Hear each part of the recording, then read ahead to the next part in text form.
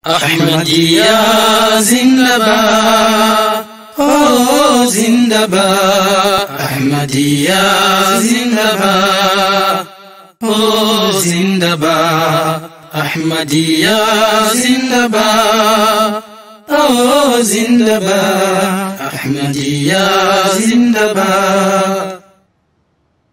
أشهد أن لا إله إلا الله وحده لا شريك له وأشهد أن محمدًا عبده ورسوله أما بعد فأعوذ بالله من الشيطان الرجيم بسم الله الرحمن الرحيم الحمد لله رب العالمين الرحمن الرحيم مالك يوم الدين إياك نعبد وإياك نستعين اهدنا الصراط المستقيم صراط الذين أنعمت عليهم غير المغضوب عليهم ولا الضالين بسم الله الرحمن الرحيم ادع إلى سبيل ربك بالحكمة والموعظة الحسنة وجادلهم بالتي هي أحسن إن ربك هو أعلم بمن ضل عن سبيله وهو أعلم بالمهتدين. السلام عليكم ورحمة الله وبركاته.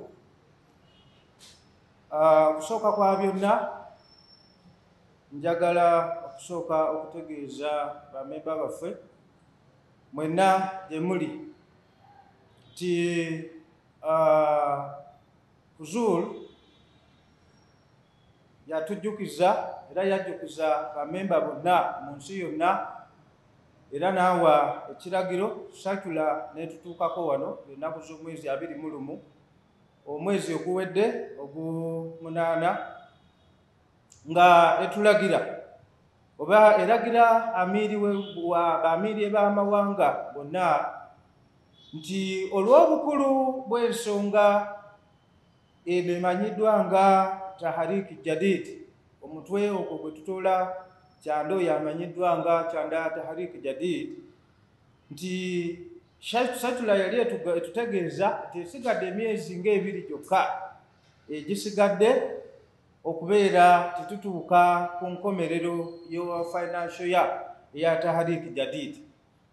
Nga financial year eyo okugitegeera obulungi oba okutegeera kino obulungi kitegeerekeke bulungi eri bamemba mwenna nti omwaka gw'ebyensimbi guno ogwa Tahariki Jadid gutandika ng'ennaku z'omwezi lumu omwezi gwa Novemba ogw'omwaka ogwo guba guliko oba guba guliwo ate nekomekereza nga 31 omwezi gwa Oktoba ogw'omwaka oguddako. N'olwekyo olwaleero bwe tuba tuli mu gwa mwenda kiba kitegeeza tetusigazaawo omwezi gumu n'ekitundu okulaba nti financial year eya Tahariki Jadid efundikirwa.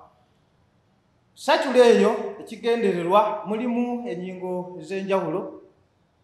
Halifatul Masih zeyateekako essira zeyayagala bamemba mubeere nga muzitegeera. Ekisookera ddala yalagira nti umara oba abakulembeze ba jamaati mu nsi ez'enjawulo bateekewo enkola ey'okusomesa omusomo guno gukwata ku bukulu bwa Tahariki Jadid mu nsi yonna mu mawanga gaabwe. Ekyokubiri n'agamba nti nga tuteeka essira mu kunnyonnyola n'okutegeeza bamemba obukulu bw'okutoola mu nsawo eno eya Tahariki Jadid. N'olwekyo era ekiragiro kya Huzur kyali nti tuteekewo emisomo gino giteekebwe ku platforms eziriwo ez'enjawulo zonna eza jamaati mu mawanga okusinziira ku ngeri omulembe nga bwe guli n'ebizibu oba n'embeera eriwo mu nsi. Kati okusomesebwa okubuulirira n'okuyigirizibwa mu ngeri ez'enjawulo n'okubuulira obubaka bw'obusiraamu ne jamaati byonna kati tuli kwesigama nnyo ku nkola eyo eya emikutu egyo egy'empulizaganya gye tuyita social media.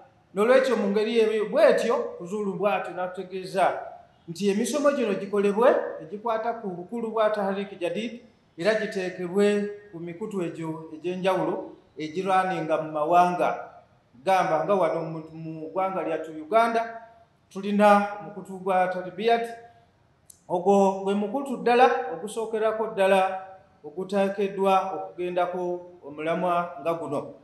N'olwekyo wansi w'ekyo y'ensonga lwaki twanukudde omulanga guno ogw'okubeera nti tusomesa bammemba newankubadde ng'emabegako eri, era mbadde mbayisaamu ku bikulu ebikwata ku kutoola kyanda oyo nga emitwe egyo bwe giri ku risiiti yaffe ye tusasulirako.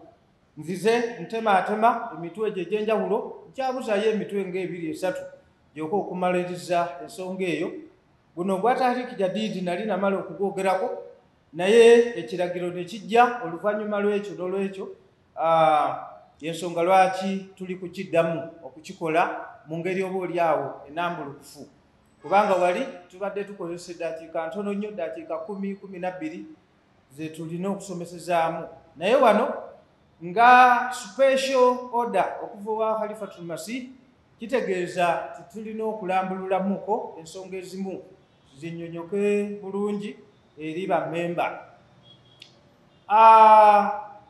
Nga tetunabagenda wala, njagala okusooka okubategeeza bammemba baffe abalungi mwenna gye muli nti mu Qur'an ey'ekitiibwa oba weetegereza, Allah subhanahu wa ta'ala alina ekiragiro mu sura An-Nahl, sura ye-16 aya eya 10:26.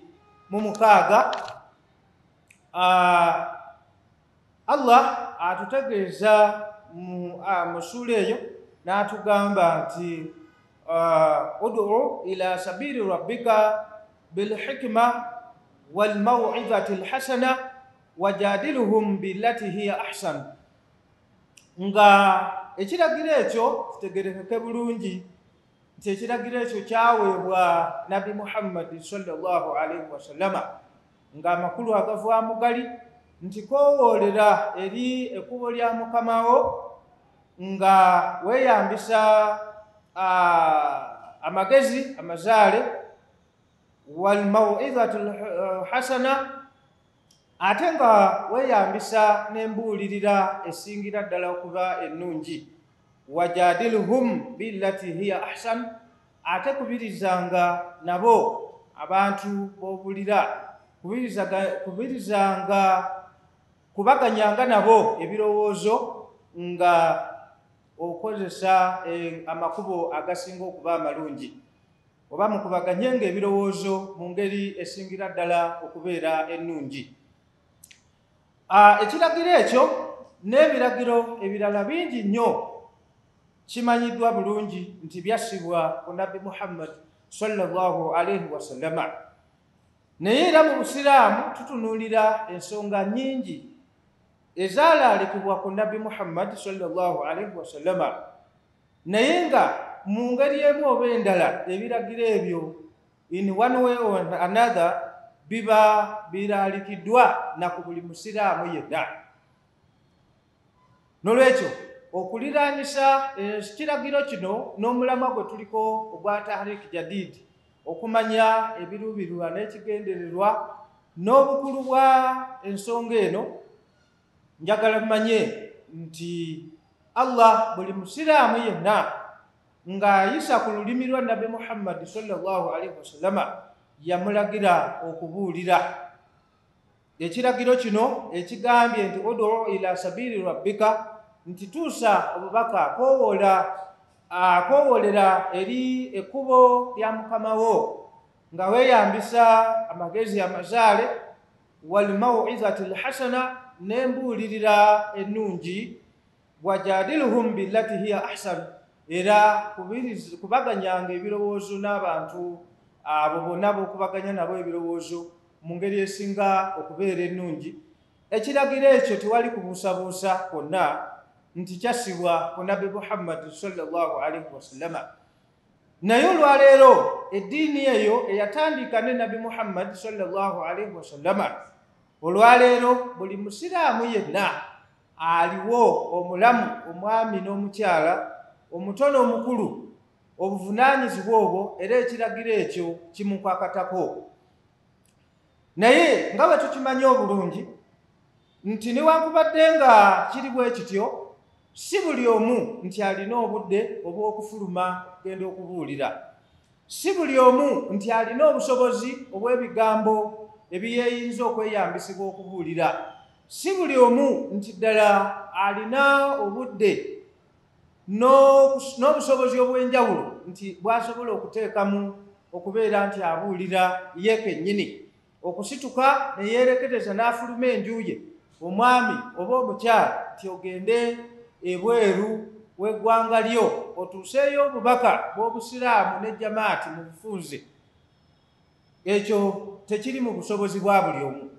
N'olwekyo jamaati mu biseera ebyo ebya Hadrat Muslih Maud radiyallahu anhu, enkola eyo Allah yagimukwasa mu mwaka ogwa 1934 ng'ayanukula omulango ogwo ogw'okukoowoola buli omu okugenda okubuulira n'okubunyisa obubaka bw'obusiraamu ebweru w'eggwanga lye lyalimu, ng'atukirabye bulungi nti ekyo naye tekiri mu busobozi bwa buli omu okukikola.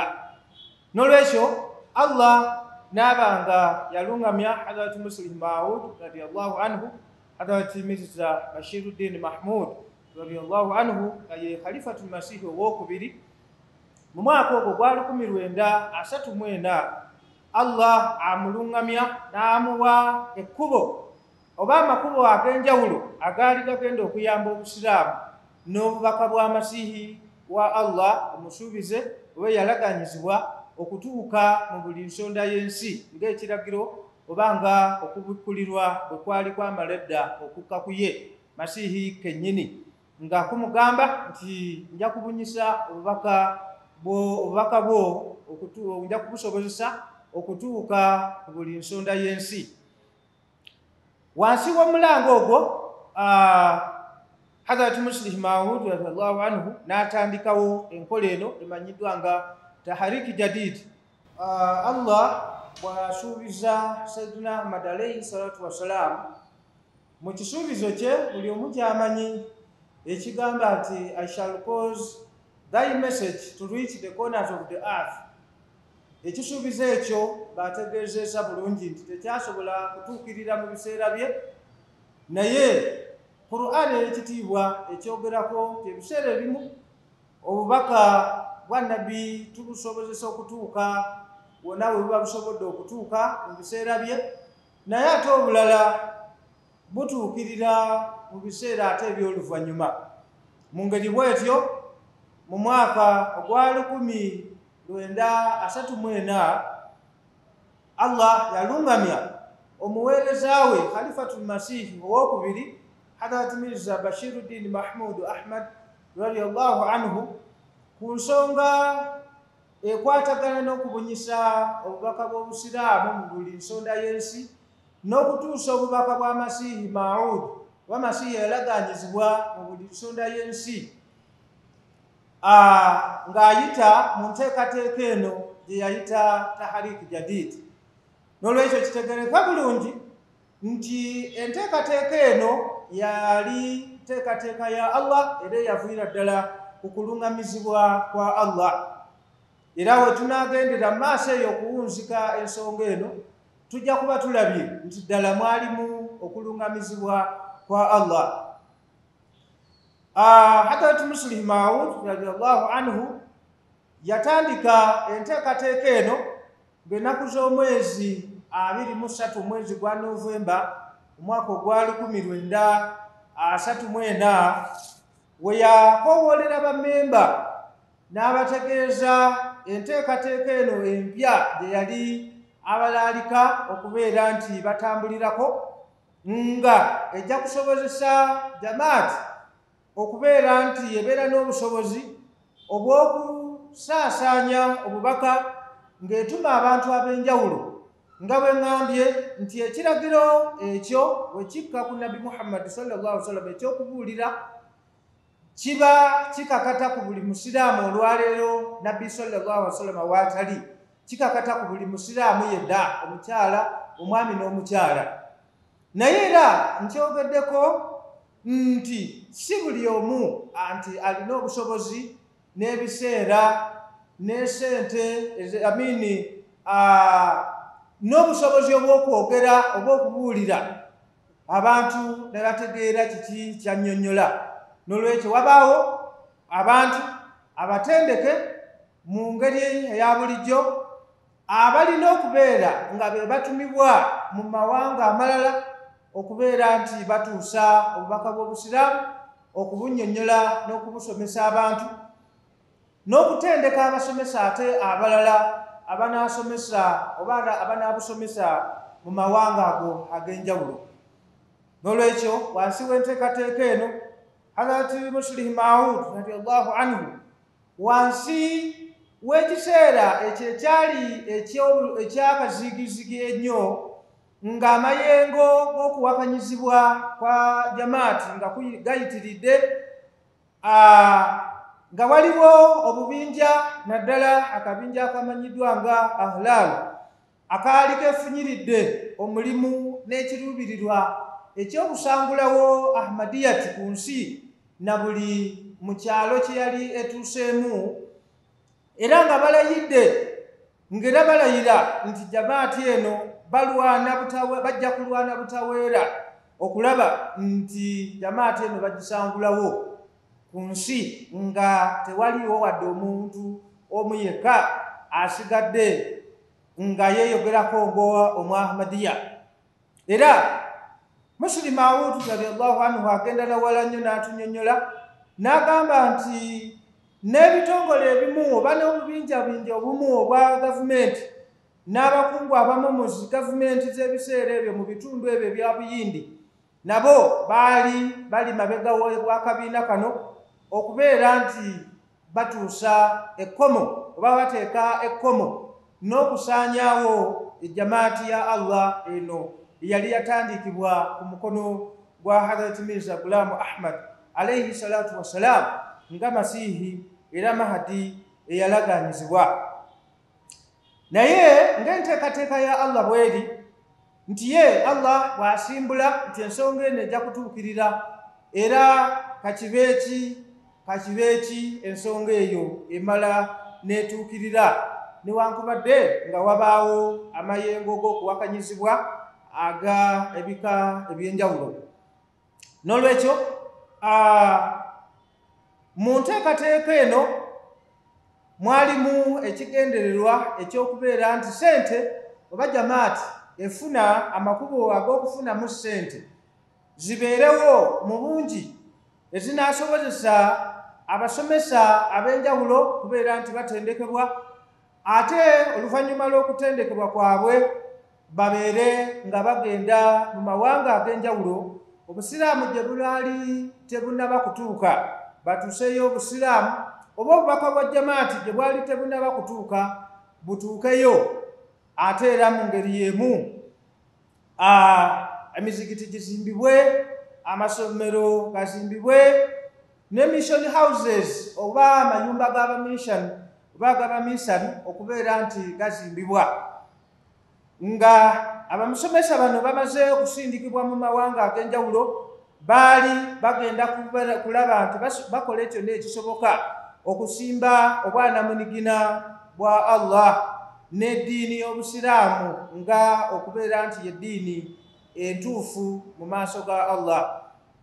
Era okweyongerayo kugamba nti jamaati yali yeetaaga abantu okwewaayo baweeyo obulamu bwabwe okubeera abaweereza mu linnya ly'okusaasaanya n'okubunyisa enjiri y'obusiraamu mu nsonda z'ensi, olw'ekiragiro oba ekisuubizo ekyo Allah kye yasuubiza Sayyidina Ahmad alayhi salatu wassalam kiryoke kituukirire.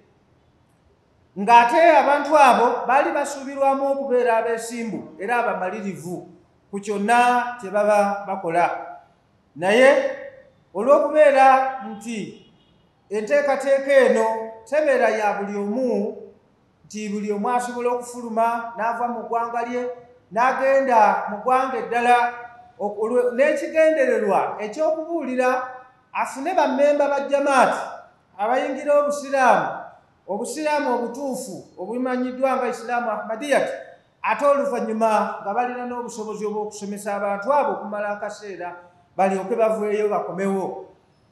Obwo obusobozi si bwa buli omu, n'olwokuba nti obusobozi obwo si bwa buli omu, bammemba bonna balaalikibwa okubeera nga beerekereza akasente kaabwe okubeera nga basaasaanya ku nsonga zaabwe ez'obyobulamu bwabwe obwa bulijjo, bakekkereze bakwate ensimbi ezo ezeba zisigadde nga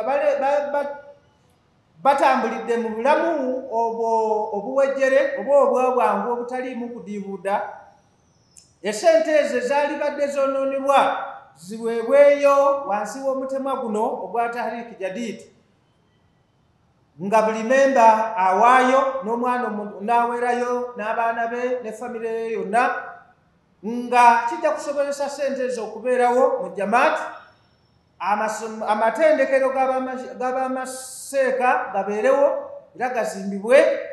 Then oluvannyuma lw'ekyo bamaseeka bwe banaamala okutendekebwa ate babeere nga basinziira awo, baweerezebwe mu mawanga ag'enjawulo, bagende basomese, babangule abantu, babasomese obusiraamu era basobole okubeera nti bayimirizaawo obwanamunigina bwa Allah. Ekigendererwa oba ekiruubirirwa kya Tahrik Jadid nga bwe tukyogeddeko oluvannyuma mabegako, mwalimu preaching, okubuulira, education, okusomesa and training, n'okubangula oba okugunjula bammemba mu ngeri ez'enjawulo.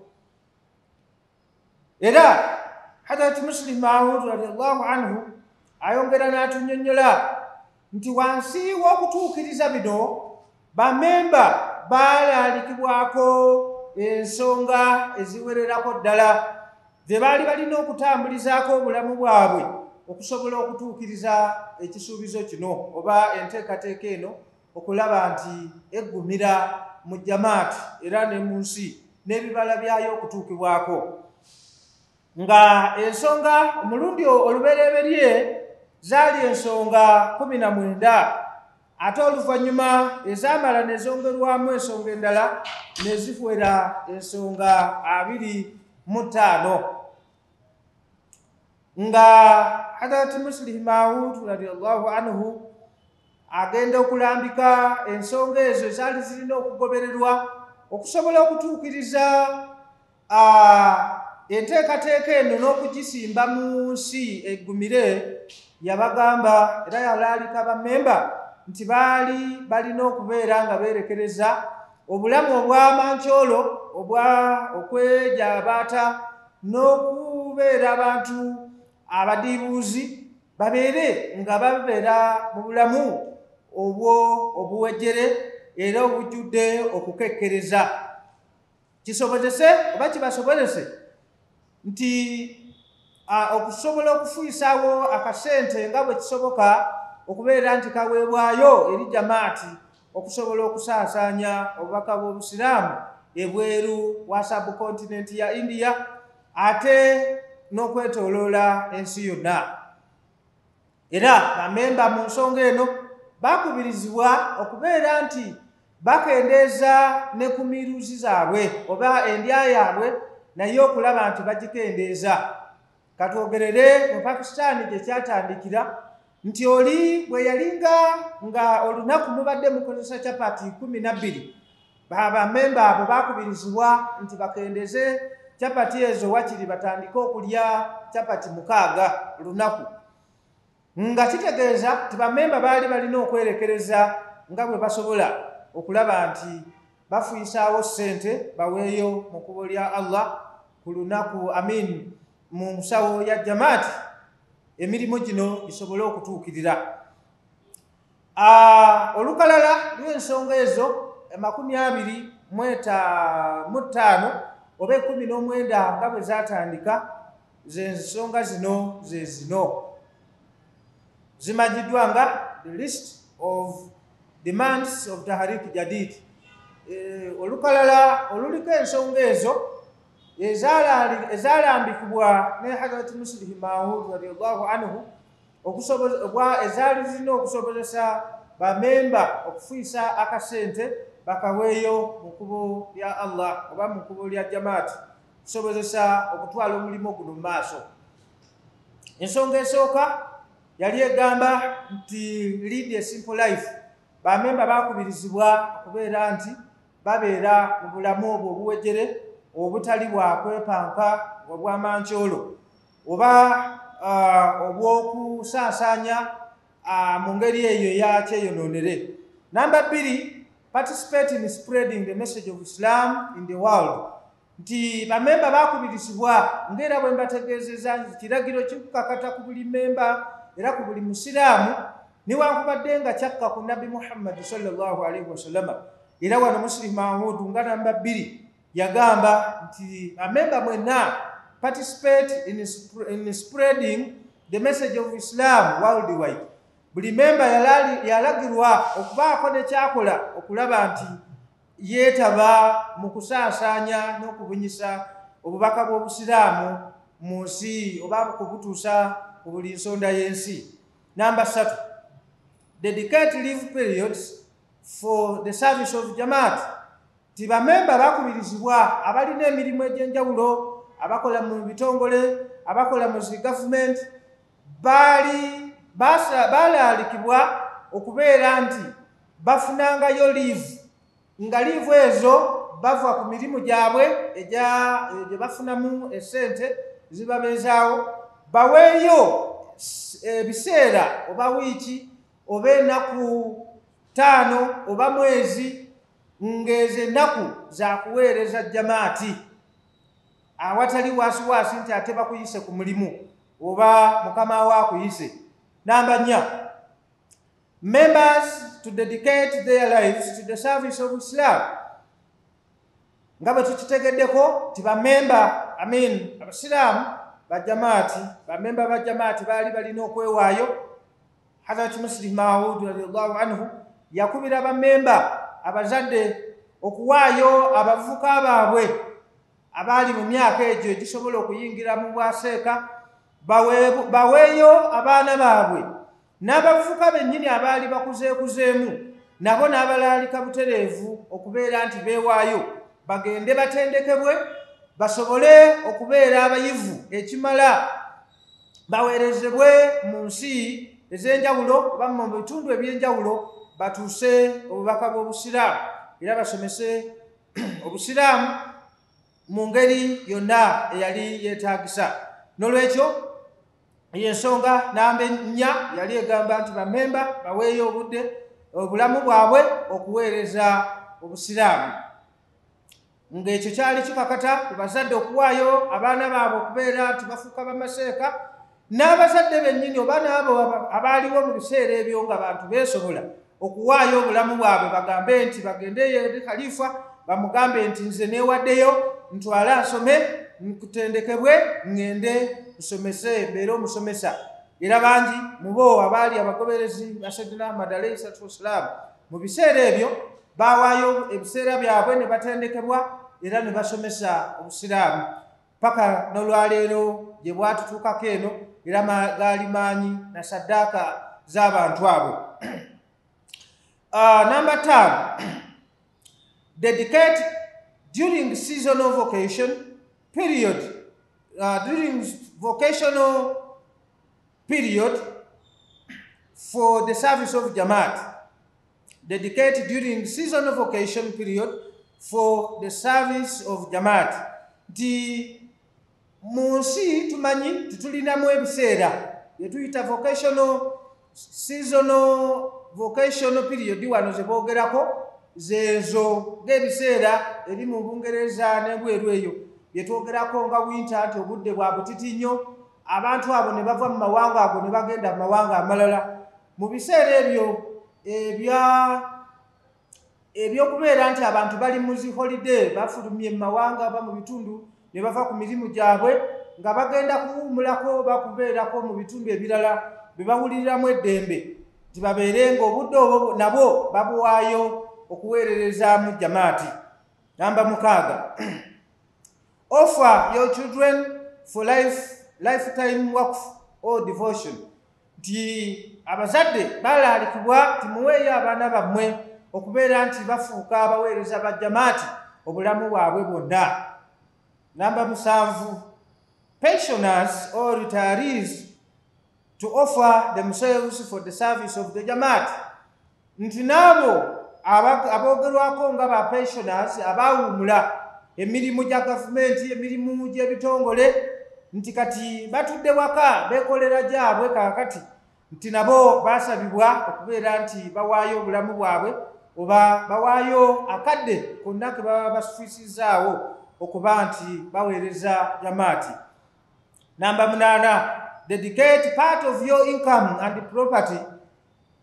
Nti mubeere nga muwaayo ebimu ku oba ekitundu ekimu ku nfuna ku nsimbi zammwe oba ku ssente zammwe ze mufuna buli mwezi, oba ebintu ebikalu property, okuwaayo bibeere nga biweebwayo eri jamaati esobole obikozesa mu kuweereza obusiraamu. Influential and learned Ahmadis should give lectures. Nti mu kino mwali obubaka era omulamba gwagenda eri buli memba omuyivu yali alina obusobozi nga asobola okubaako kyayigiriza bammemba. Oli omusawo nga mukugu Dr. Mutendeke yali alina okusomesa ajje eri bammemba abeere ng'awaayo speech oba okusomesa lectures ezikwata ku nsonga ez'enjawulo eri bammemba okubeera nti basomesebwa ku nsonga ez'enjawulo. Namba 10, prepare rebuttal of adverse propaganda. Tibamemba bakubirizibwa okubeera nti bakola enteekateeka ey'okwaŋŋanga obulumbaganyi n'ekalerule eyoku n'enziro eyalinga emettebwa obusiraamu naddala Jamaat Ahmadiyya in particular. Namba 11, deposit surplus money in Tahrik Jadid Amanat Fund. Nti abantu bangi balina sente zaabwe naye nga sente ezo zibayitirirako ne batandika oluusi okuzikozesa ne mu makubo agataali badde malambulukufu oba agataali badde matuufu. Gamba waliwo bammemba wosanga nti abadde mu ggwanga okumala omwaka mulamba n'agamba nti nze sente zange nina njagala gendako mu South Africa mbeereyoko emyezi 3 nga ndi mu holiday mpuumudde. Halifatu Masihi yakoowola bammemba abafaanana bwe batyo nti sente ezo ze baali badde bakozesa mu bintu ng'ebyo ebyokwejalabya babeere nga baziwaayo mu nsawo ya jamaati emanyiddwa wano eyogeddwako nga Tahrik Jadid Amanat Fund.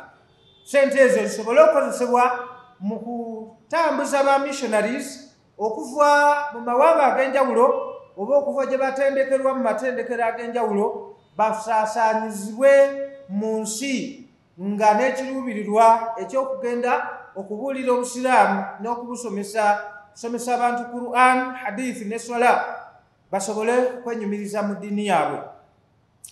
Namba 12, Tahrik Jadid to establish a permanent reserve fund. Tahrik Jadid eno ng'ensawo yali erina okuba nga sente teziggwaawo mu nsawo eyo olw'obwetaavu nti obwetaavu obw'aba missionaries bwali tebuggwaawo. Nolwekyo abamissionaries bonna we banaafulumiranga wabeere nga waliwo sente mu nsawo eyo enzibizi ezisobola okubeera nti missionary yenna abaalabiseewo ng'asobola okuweerezebwa awantu okugenda okubuulira mu ggwanga lyonna abeere ng'aweerezebwa awatali kiremya yenna. Namba 13, send your children to Markaz for education and tarbiyat. Ti wansi wa Tahrik Jadid bammemba bakubirizibwa okubeera nti tibamala gawaayo baana baabwe mu bitundu by'enjawulo onaasomera gundi onaasomera gundi gy'atalina kakwate na jamaati. Tibakubirizibwa n'olwekyo bammemba ti abaana baabwe babaweerezenga ku awalizi headquarters babeere nga basomera awo bafune obuyigirize obw'amasomero gali oba obwa secular ate mu ngeri yemu bafune n'okutendekebwa okwo olwa environment gye baba bawangaliramu, bayige okusaala, okusoma Quran, batendekebwe mu ddiini mu nsonga ez'enjawulo. Olwo oluvannyuma basobole okubeera nti ddala bagwana okubeera abakiise ba jamaati era ababuulizi ba jamaati yonna gye baba bali. Number 14, seek advice from the jamaat when deciding about higher education and future of your children. Ti abazadde bangi era naddala wano ewaffe mu Uganda tusanze nga bammemba bangi abakola ensobi ne basalawo obuluusi bubi, n'asalawo n'akwata omwana we n'amuteeka mu institution n'asomerayo naye n'agenda okuvaayo nga empeera omuzadde gy'afunyemu mwana oyo okuvaayo n'amuyita omukafiiri nga tasaala naye swala era byonna n'abikubamu ebituli byonna byakkiriza.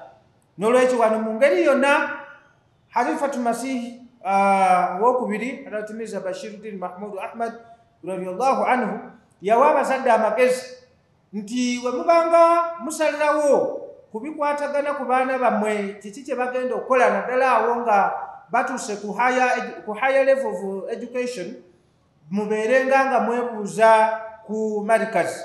Either osobola okujja eri amiri n'omwebuuzaako ow'eggwanga oba okuwandikira halifa wo n'omwebuuzaako. N'olwekyo ti ekintu ekyo kyali kikulu nnyo nga kijja kusobozesa abazadde abo okubeera nga bakola right choices ez'abaana baabwe, biki bye baba basoma era bafuuka batya ab'omugaso eri jamaati. Number 15, develop the habit of working with your own hands instead of depending on others. Bammemba ba jamaati bakubirizibwa nti bejjeemu enkola embi ennyo ey'okubeera awo bangalo bunani abalera obulezi engalo, wabula bagende mu maaso n'okwetanira okubeera nti beeyingizaamu empisa ey'okukola n'emikono gyabwe okufuna ebyo ebibayamba mu bulamu, okusinga okubeera awo nti bajja kusabiriza ku balala. Number 16, the unemployed, if possible, may proceed abroad.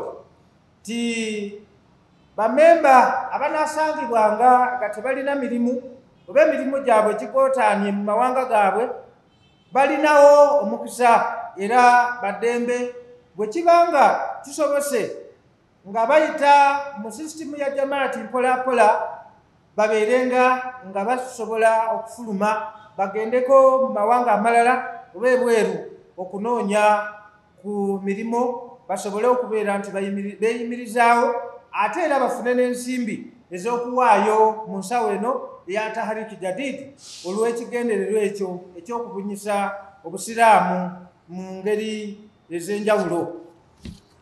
Number 17, jobless persons should not hesitate to take up even petty jobs.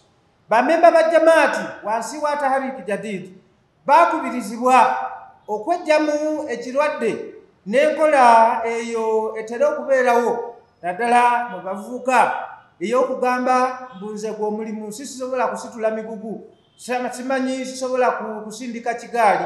Nedda enkola eyo nti bammemba bonna abalinga tebalina mirimu babeere nga tebeekeka era tebeeganya kutwala mulimu gwonna, niwe gubanga gwakwoza toilet oba gwakweya luguudo oba gwakuyonja mu katale kasita guba nga guli halaali nga teguliimu bukutubba bwonna.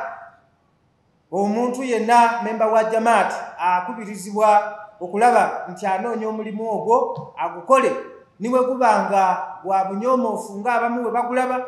Naye memba oyo mu kifo ky'okubeerawo okulera engalo akubirizibwa agende anoonye ssente ezo abeere ng'azikola era asobole okweyimirizaawo ate afune ne ssente ezo ez'okuwaayo mu kkubo lya jamaati lino oba mu kkubo lya Allah wansi wa Tahariki Jadid nga ekigendererwa ekyo bwe tukirabye ekyokubunyisa obusiraamu mu nsi yonna. Number 18,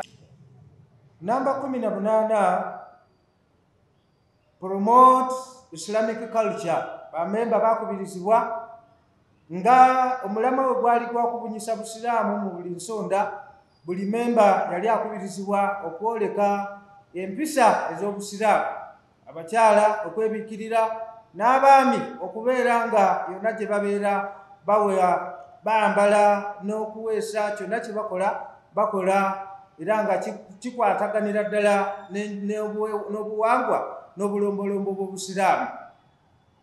Namba 19, promote honesty in society.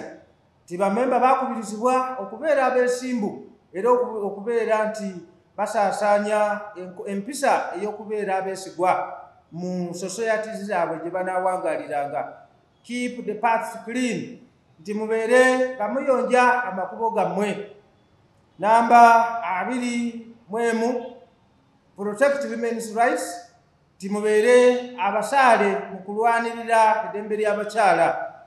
Ayo nayo yali ennyingo ya Tahrik Jadid. 22, gamba make associations like Hilful Fudul, ti muteekawo mufunewo ebitongole mummwe, muteekawo ebitongole ebyo ebirwanirizi by'eddembe, ebirwanirira eddembe ly'abo abatulugunyizibwa mu ngeri yonna oba mu ngeri ez'enjawulo. Nga Hilful Fudul kino kyali kitongole ekyasooka gye twaliyise Human Rights Commission eyaliwo era yatandikibwa ku mukono gwa Nabi Muhammad sallallahu alaihi wasallam mu biseera bye, eyali erwanirira eddembe ly'abo abatulugunyizibwa mu ngeri yonna. N'olwekyo bamemba wansi wa Tahrik Jadid eyenkola nayo baali balina okugikola, bateekewo ebitongole ebyo mu jamaati ebirwanirira eddembe ly'abantu eririnyirirwa. Namba 23, establish Ahmadiyya Dar Qadha and obey its decisions. Bamemba balaalikibwa nga enteekateeka ya jamaati eyali egenda okutambulirwako nti jamaati erubirire okubeera n'abalamuzi era abo abalamuzi abo bateekebwewo, wabeerewo kooti ya jamaati gye tumanyi nga Qadha, nga kooti eyo ya jamaati era ne bamemba ne bakubirizibwa okubeera abawulize eri okusalawo kwa kooti eyo singa eba esazeewo. Namba 24, offer special prayers in order to succeed in the undertakings, nti mubeere okusobola okutuukiriza ensonga zino zonna, mubeere nga mwetaba era munyiikira mu kusaba duwa n'okusaba muswala zammwe mu ngeri ey'olutentezi, okusobola okulaba nga mwegayirira Mukama Katonda ensonga zino okulaba nti zituukirira. Namba 25 emaliriza egamba nti if possible members may build houses in the barracks, ndi bwe kiba kisobose bamemba bakubirizibwa okubeera nti basembera bazimbe amayumba, bavaayo bazimbe amayumba okumpi n'ezi headquarters, kibasobolese okubeera nga bafuna ekitangaala ekyo nga kibasaasaanira era basigala nga bakigabana biseera byonna. Ensonga ezo okusinziira biseera tetusobola kuzitotola oba kuzinnyonnyola kusukkawo, naye ensonga eno eya Qadha eyogeddwako oba court system ya jamaati ye nsonga lwaki mutulaba ti nga jamaati tetutwala nsonga zaffe kazibeere za bufumbo oba za butakkaanya wakati wa memba ne memba nti ozitute mu LC oba ku poliisi, kubanga jamaati system yatandika dda ti bamemba balina okubeera nti mu system yaayo mulimu kooti, ti buli nsonga yonna esobola okusalibwawo mu nsonga oba mu ngeri esingira ddala okubeera entuufu. Oluvannyuma lw'ensonga ezo 25 ezinnyonnyola mu ngeri ki oba makubo ki bamemba tebaali balina okuyitamu okusobola okutuukiriza ekigendererwa kino oba omulamwa guno ogwa Tahrik Jadid, bamemba tulina okweteeka mu bigere ebyo tusobola okutegeera nti ensonga eno nkulu nnyo era yeetaagisa, naye okusobola okubituukiriza ebintu ebyo amakubo geego ge tulina okwata okubeera nti we lead a simple life, tubeera mu bulamu obwo obwangungu obutusobozesa okufiisa akasente nga bwe kyetaagisa okw'okuwaayo mu kkubo lya Allah. Kubanga bamemba bangi twesanga nga esente ddala tuzifuna naye olw'okuba tuzisaasaanya mu makubo oluusi agateetaagisa era gatatuyamba, tusigala tukomeekereza nga tugamba aba missionaries ne ba finance secretaries n'abakulembeze bonna ababa batutuukiridde timunanga nti ffe tulaba sente tetulina, munange obulamu bwaffe bwe buti ne bwe buti. Naye ng'ebyo byonna singa bamemba tuba tutambulidde ku mikutu egyo oba ku miramu egyo, kitusobozesa bulungi nnyo okulaba nti jamaati ejja kuba ne ssente ze yeetaaga okutuukiriza ekigendererwa kino. Jamaati oba wansi w'enteekateeka eno eya Tahrik Jadid tukimanyi bulungi nti ensawo ennongo ku nsawo eno ye Waqf Jadid, ng'enjawulo wakati wa byombi eri nti Tahrik Jadid ziba ssente ezo ezeetaagibwa nga bwe kitumanyi bwe tumaze okukitegeera nti ekiragiro ekyo kikukakatako gwe nga ggwe, naye ng'obusobozi n'ebiseera tobirina ebikusobozesa okufuluma okugenda okubuulira. Jamaati kyekwagalako kwe kubeera nti okwata ssente ezo ezaalibadde zikusobozesa okutambula okugenda mu ggwanga eddala etali jamaati oba etali busiraamu, okutuusaayo obusiraamu obwo nga okozesa ssente zo weeriisa weenywesa okumala ebbanga ly'omalayo ng'olyoka ofune bammemba abakola akakiiko akasookerwako, obalekewo nti jamaati kaakati maze okugitandika, ssente ezo zoba weetaaga mu piriyodi eyo oba ya myezi 3 oba mwezi gumu ng'ogenze mu ggwanga eddala ku ssente zo ne wopangisa enju ne weeriisa ne wejjanjabisa. Essente ezo zoba weetaaga okukola ebyo byonna n'obuulira n'ofuna bammemba, zeezo jamaati zeekusuubiramu okukwata oteekeyo wansi w'enteekateeka eno eya Tahrik Jadid. Yo jamaati efune ani gwenaatuma mu linnya lyo agende akole omulimu ogwo ku lulwo. Eyo ye Tahrik Jadid. Ate ensonga ate Waqf Jadid zo ze ssente ezo ze wali etaaze okukozesa nti oli mu Uganda naye mu bifo nga Abongomola, simanyi Koboko, ng'obusiraamu tebuliiyo n'obubaka bw'amasiihi tebutuukangayo, tekka likukakatako nti singa Amiri abadde akuyise n'akugamba nti tambula ogende Koboko obuulire jamaati, tovaayo nga tokozeewo jamaati. Essente ezo ze waalibadde weetaaga okugenda e Koboko opangise emyezi 3 olye nga weebaka otambula, zeezo ze weetaaga mu ggwanga lyo okusomesa abantu, okugenda okusomesa abantu mu Uganda mu kitundu kye baba bakugambye okugendamu ssente ezo z'owaayo nga Waqf Jadid mu ggwanga lyo munda mw'oli.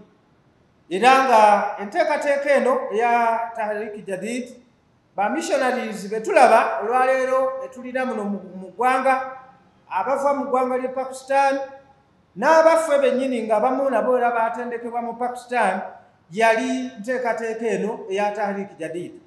N'olwekyo kiba kya bulyazaamaanya eri bammemba baffe aba jamaati ya Uganda okubeera nti eriyo memba yenna asangibwa nga mulagajjavu era mugayaalirivu mu kwanukula omulanga guno. Era ebiseera ebisinga obungi bammemba baffe abamu batoola lwakwejjako ti nze omutwalo gujja kumala. Nedda, essente zino zisasulwa mu bbanga lya mwaka mulamba. N'olwekyo nga bwe tugambye nti gutandika mwezi nga 1 Novemba ate ne gufundikira nga 31 Oktoba ow'omwaka oguddako.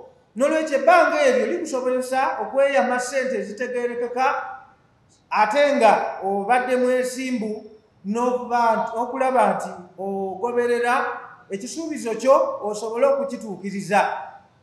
N'olwekyo bammemba ba jamaati mbasaba nga nsinziira ku mulango ogwo Khalifatul Masih gwe yatukubidde nti nolwekyo mmaliriza nga nsaba era nkubira bamemba baffe omulanga nti nga Khalifatul Masih al-Khamis ayyadahullahu ta'ala binasr al-aziz we yatukubiriza n'atujjukiza nti ebula myezi ebiri kati wenjogerera busigadde omwezi gumu n'ekitundu okulaba nti tufundikira omwezi guno oba omwaka gw'ebyensimbi guno ogwa Tahrik Jadid n'ebiruubirirwa ebyo era naffe tubeere abeebaza era abasiima ekyengera ekya saddaaka n'okwewaayo okwakolebwa baganda baffe ne bannyinaffe abaasooka mu jamaati eno abaakola saddaaka ezo ne zitutuusaako obubaka buno oba bamissionaries ne batutuukako wano we tuli era naffe jamaati we twogerera nga tuli kugyenyumirizaamu n'olwekyo naawe nkukubiriza okubeera nti naawe weerekereza oweeyo ekyo kyonna ekyetaagisa era nga obeera mu ensimbu ekimala tikyowaayo ddala kyekyo ekikugwanidde okuwaayo okusobozesa okutwala omulimu guno mu maaso naawe obeere asabirwa era aweebwako obujulizi nti naawe waliko kwabo abaateeka etoffaali mu kusaasanya obubaka bwa jamaati n'obusiraamu okutwaliza awamu mu mawanga agakwetoolodde. Nsaba Mukama Katonda atuwe obusobozi obwo era atusaasire tusobole okubeera abantu abatambulira mu bulamu obwo obwangungu era obutusobozesa okufiisa akasente akaweebwayo okubo lya Allah. Mwebale nnyo, mwebalire ddala.